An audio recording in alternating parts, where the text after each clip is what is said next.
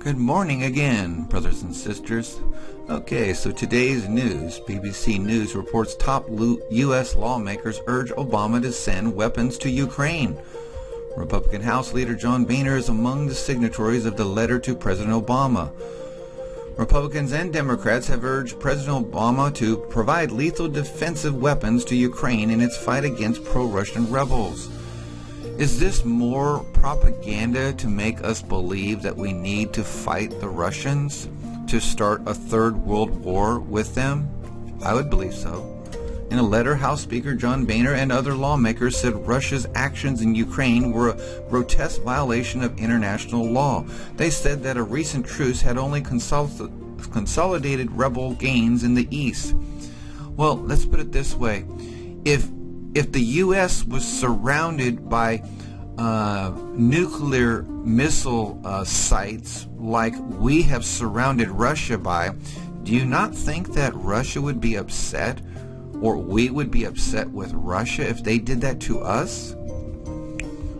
Yet Russia is so dangerous. Well, yeah, maybe it's true that Putin is doing wrong things. But see, this is just adding flame to the fire, if you ask me. Independent experts echo that accusation, but Russia insists that any Russians serving with the rebels are volunteers. At least 6,000 people are believed to have been killed since the conflict in Ukraine's eastern Donetsk and Luhansk regions erupted last April, a month after Russia annexed Ukraine's southern Crimea peninsula.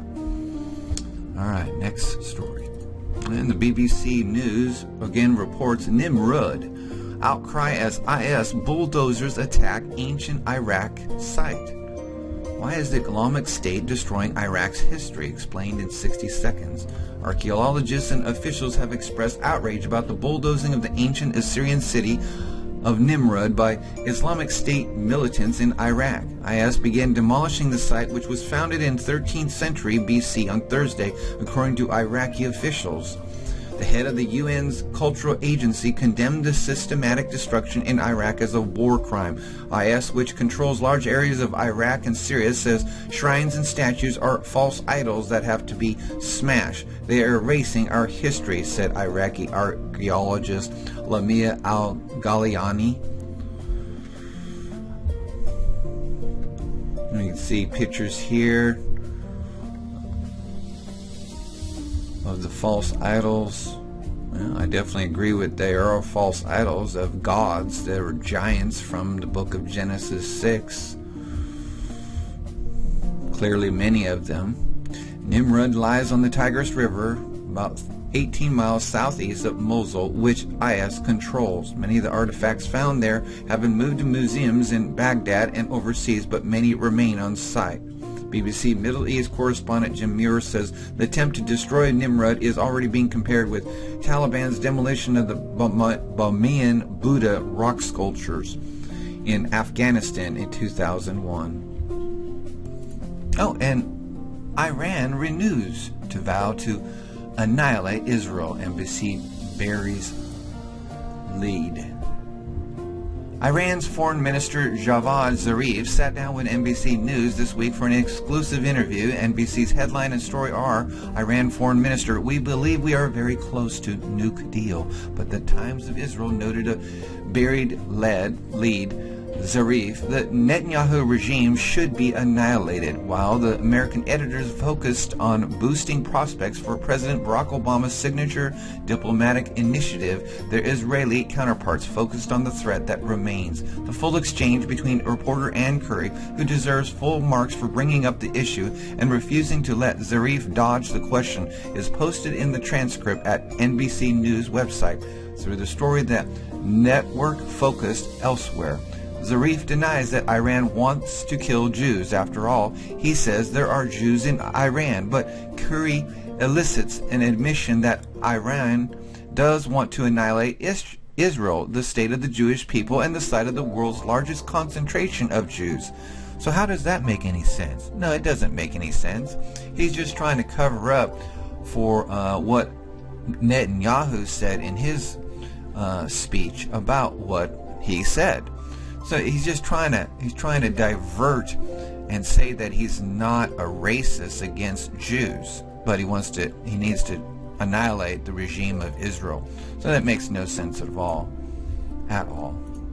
Reuters reports international focus turns to be bolstering Ukraine ceasefire. Two women who are street vendors sit next to a dog as they wait for customers at an open market in Donetsk.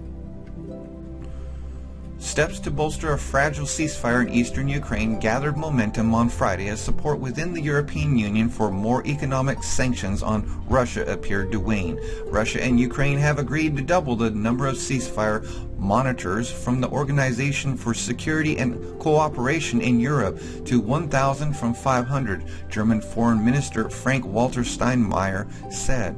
EU Foreign Policy Chief Federica Mogherini, who chaired an EU foreign ministers meeting in Riga, said the ceasefire was not perfect, but it was improving. We need to strengthen the OSCE mission that is on the ground now, she said. She said the EU could not ease sanctions now, and French Foreign Minister Laurent Fabius said the situation would have to improve sharply before there would be pressure to loosen them. Meanwhile, from Jewish news, Arab nations do not support Iran nuclear deal. In a strange twist, not only is Israel concerned about Obama's negotiations leading to a nuclear Iran, but there may also be several Arab nations cheering Netanyahu on as he speaks to Congress. The Wall Street Journal reported that several major Sunni states would prefer a failure of negotiations to a treaty that leaves Iran's nuclear infrastructure in place.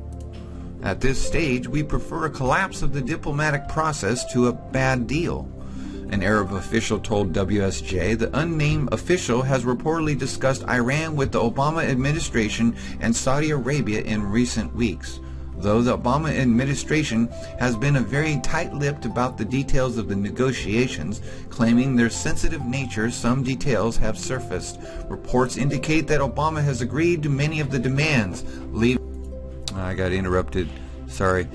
Reports indicate that Obama has agreed to many of the demands, leaving Iran with threshold nuclear capabilities that would enable it to develop a nuclear weapon within a few months. U.S. officials are quoted as saying that it is no longer plausible to eliminate Iran's entire nuclear infrastructure, suggesting that any final deal would leave some of their nuclear capabilities in place. I find this interesting. You see, we waited this long to stop them, so now it's too late, right? Of course, that was your plan all along, Mr. Obama. From the spaceweather.com, Dawn spacecraft orbits Ceres. NASA's ion-propelled Dawn spacecraft made history today when it became the first probe to visit a dwarf planet. Dawn entered orbit around Ceres on March 6 at 4:39 a.m. Pacific Standard Time. Maybe now scientists will learn what those mysterious bright spots are. And from SputnikNews.com military, unannounced test of strategic nuclear weapons readiness starts in Russia. Why would we need to have a test of nuclear weapons? They've been testing them for about 70 years. Russia's strategic missile forces began an unannounced test of the nuclear weapons near the central Russian city, Yashkar-Ola, the SMF's press center said Wednesday. Russia's strategic missiles forces have begun an unannounced test of its nuclear weapons near this. Again, the Committee of the Command of Strategic Missile Forces is conducting an unannounced test of the condition and security provisions of nuclear weapons in the Yashkar. Again, they say. The missile unit is armed with a Topol intercontinental nuclear capable ballistic missile complex. In February, the SMF held record-long drills that included more than 30 missile regiments. The same month, missile forces also complete command and staff exercises testing the troops' combat readiness. So here they are practicing for World War III. No, it's not imminent, is it? It couldn't happen, and then there's many that say that World War III has already started. Of according to the king of Jordan. All right, next story. This is a sad story. Inspired by ISIS, kids in Yemen set fire to 10-year-old boy in cage. You see, the Islamic fighters are getting younger and younger, tearing, killing each other. Gulf News tells a story of ISIS viral evil spreading into Yemen, which was hardly suffering from a shortage of villainy. Inspired by the video of Daesh, Islamic State ISIS, burning to death the Jordanian pilot Muaz al-Qasyabeh, a group of boys set about reenacting the atrocity in their Al-Dathath village in Yemen's northern province of Ib. The group of half-dozen youths trapped a 10-year-old boy in a wooden cage, doused him with gasoline, and set him on fire. They even reenacted the Islamic State leaders passing judgment on the Jordanian pilot and ordering his immolation. Luckily, the boy's screams were heard in time, and he was rescued by villagers. He went to the hospital for treatment of the burns on one of his legs. As Gulf News observes, the village is desperately poor and has unreliable electricity, but the people were still able to get the ISIS propaganda video of Qasyabah's brutal execution on their mobile phones.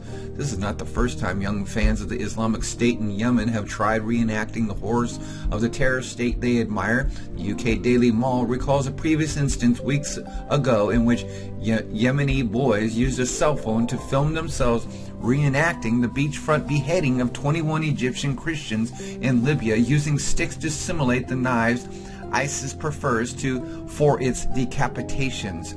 Lined up on the beach, the young boys are forced to their knees and stare down at the sand whilst they await their mock execution, writes the Daily Mail.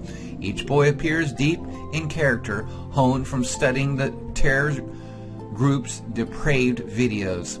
Evidently, the mock victims in this particular bit of live role-playing were not injured. And from Yahoo, the White House just gave Benjamin Netanyahu a sick Twitter burn. The relationship between the White House and Israel took a strange new turn on Friday when President Barack Obama's Security Council released a passive-aggressive tweet about Israeli Prime Minister Benjamin Netanyahu. From its official Twitter account, the National Security Council said journalist Fareed Zakaria had an interesting take with his article noting all of the times Netanyahu had been wrong about Iran over the past 25 years. The article, titled "Netanyahu Enters Never Never Land," argues that Netanyahu's speech before Congress last Tuesday was utterly divorced from reality. In the address, the Israeli Prime Minister harshly condemned the White House's still unannounced agreement with Iran, in which Tehran could agree to scale back its nuclear program if the U.S. and other powers roll back economic sanctions. The speech added tension to the relationship between Netanyahu and Obama administration. It was organized by House Speaker John Boehner without the White House's involvement. As a result, several Democrats opted not to attend. Okay, this is going to be the last news for today. Canada Free Press says Prime Minister Netanyahu's purpose in addressing the U.S. Congress on Iran. Iran's lousy track record in adhering to restrictions, cooperating with inspections by the IAEA, ending its support for terrorism, and ending its bellicosity towards the West. Over the past several weeks, the American and Israeli national presses, as well as the American Jewish press, have debated the wisdom of Israeli Prime Minister Benjamin Netanyahu's decision to accept House Speaker John Boehner's invitation to address a joint session of Congress concerning the Iranian nuclear program. President Obama indicated quite clearly that he was most displeased by this prospect and applied quite some pressure on Israel in an effort to force PM Netanyahu to cancel the speech, all to no avail. We might want to ask why Obama desired to scuttle such a presentation on the part of the Prime Minister, and what drove Netanyahu to resist all this pressure. Clearly, Prime Minister Netanyahu and the bulk of Israel's security apparatus view the threat of a nuclear Iran as an existential threat to the state of Israel. For 36 years, the Islamic Republic of Iran has issued threats against Israel's existence. Both of Iran's supreme leaders, the late Ayatollah Ruhollah Khomeini and current reigning Ayatollah Ali Khamenei, have continually called for the destruction of Israel and the liberation of Jerusalem. Former Iranian presidents Ali Akbar Hashim Rafsanjani and Mahmoud Ahmadinejad indicated their desire to see nuclear weaponry used against Israel. Given the animosity of the current Iranian regime towards Israel and its long history of supporting any and all terrorist movements attacking Jews and Israelis, the Israeli assessment of danger in Iranian possession of nuclear weaponry capability is both prudent and warranted. On the other side of the equation has been President Obama's desire to strike a grand bargain with Iran. Faced with the threat of Sunni radicalism in the form of Al-Qaeda and the now Islamic State, Obama and his administration have hoped that Iran's Shiite animosity for the Sunnis will aid the United States in bringing the radical Sunni threat to an end. And indeed, the Iranian Revolutionary Guard Corps and its Quds Force units have bolstered the Iraqi Shiite militias, allowing them to counter the military forces of the Islamic State in Iraq. But the White House and its supporters are deluding themselves if they believe that Iran is prepared to abandon terrorism, its desire for hegemony in the Persian Gulf, and ultimately to spread its revolutionary Islamic message worldwide. President Obama may think that he is repeating Roosevelt's deal with Stalin against Hitler, but he's got the cast of characters wrong. Iran is the new Nazi Germany. As any moderate Iranian expatriate can testify, and permitting Iran a nuclear threshold capability is as wise as it would have been to allow Hitler a similar ability. I recollect that the Allies destroyed the German heavy water plant in Norway during World War II to disrupt the fledgling Nazi nuclear program. Alright folks, that's all going to be for the day. And look up, for your redemption draweth nigh. And keep the faith. In Jesus' name, God bless you. We were able to find the tweet that he referred to from the Supreme Leader. Quote, "This barbaric, wolf-like, and infanticidal regime of Israel, which spares no crime, has no cure but to be annihilated." Mr. Foreign Minister, can you understand why Jews and others would take umbrage at that kind of language? No, I won't, because this is a regime. We're talking about Mr. Netanyahu, who has butchered innocent children in Gaza. We're not talking about annihilation of Jews. We never have. We never